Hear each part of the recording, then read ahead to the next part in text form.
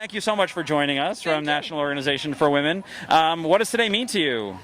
It means a great deal. We were very, very, very excited that DOMA got ruled unconstitutional. It's not, of course, the end of the fight. We still have a lot of work that needs to be done in both the federal legislature and on the state levels, but we are so very excited that the Supreme Court really did the right thing and struck it down. I know they were nervous about it. I know they wanted some of the other branches of the government to do other things so they wouldn't have to, but I'm glad, we're very glad that they made the right decision. It means so much for so many same-sex couples and same-sex partners to be able to get access to, hopefully, get access to federal benefits and federal recognition. It's just a matter of dignity. Yeah. So we're very excited. As someone who was recently married, I'm glad to now be federally recognized. Exactly. It's kind of cool.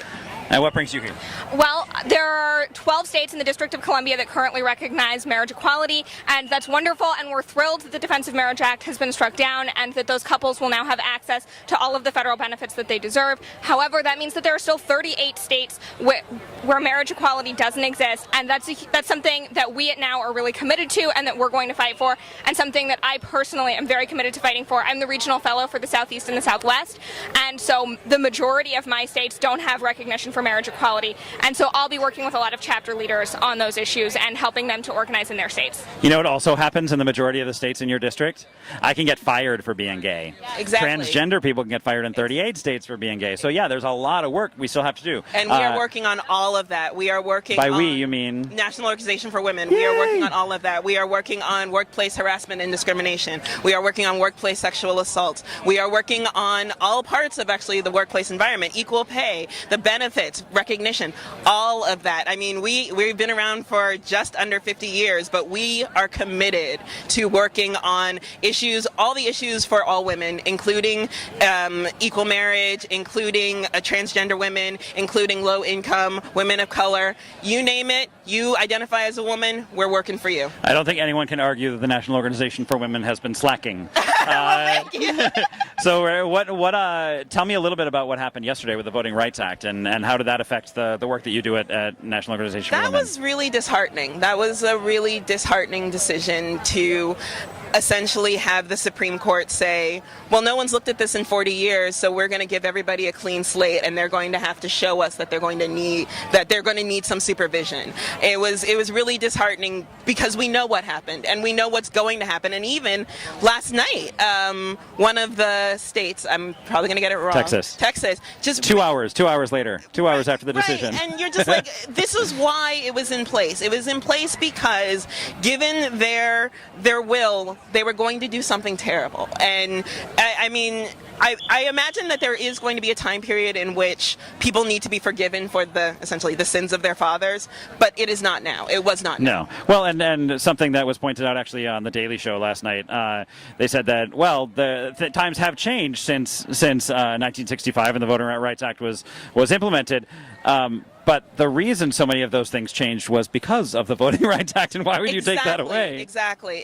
And I think it was, I'm going to misquote her and I apologize, but it was Justice Ginsburg who was like, taking it away is like taking away an umbrella during a storm because you're not getting wet. Right. And I thought that was a perfect example of what the issue was. It's, you still need it. Just because you aren't experiencing anything anymore, that's because that protection is in place. And the fact that that's now gone, it's essentially gutted the Voting Rights Act. I'm really hoping, though, that Congress does see this as a clarion call and really uses this to implement. I know Congress is not very favorable to us like right it might be a while. Right, but I am really hoping that they really take this seriously. Well, this also means that we have to put equality-minded folks into Congress during the next election. Very much so. Vote them out. Vote them out if they didn't do what they were supposed to do. Something else we've been discussing here this morning is the fact that so many decisions that are being made behind us. You can hold that. Can you move over and put it so it's blocking the sun? Aren't they good? I'm so warm.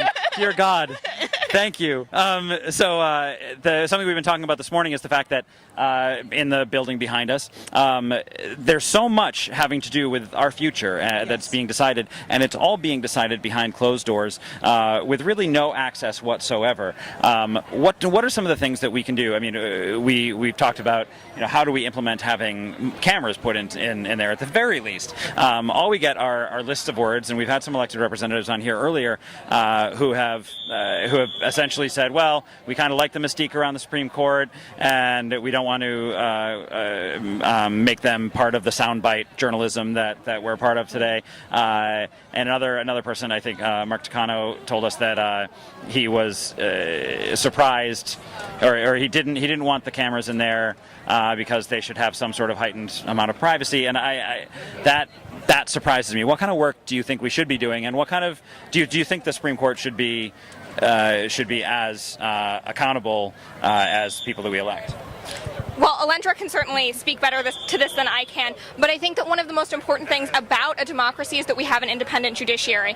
And it's really important that the people who decide the law not feel outside pressure from lawmakers, because that's the only way that we can really have someone interpreting the law impartially. Obviously, the Supreme Court isn't going to make the decision that's popular 100% of the time. On the other hand, when Brown versus Board of Education was decided, it wasn't necessarily a popular decision, and that can be said of any number of Supreme Court cases that establish truly essential rights in this country. And so part of ensuring that the court can decide cases like that is protecting the fact that they are an independent judiciary and they're not accountable to voters. Now that's all well and good, but not accountable to voters or feeling pressure from Congress. But they can show up to dinners that are hosted by the Koch brothers, and that's okay apparently.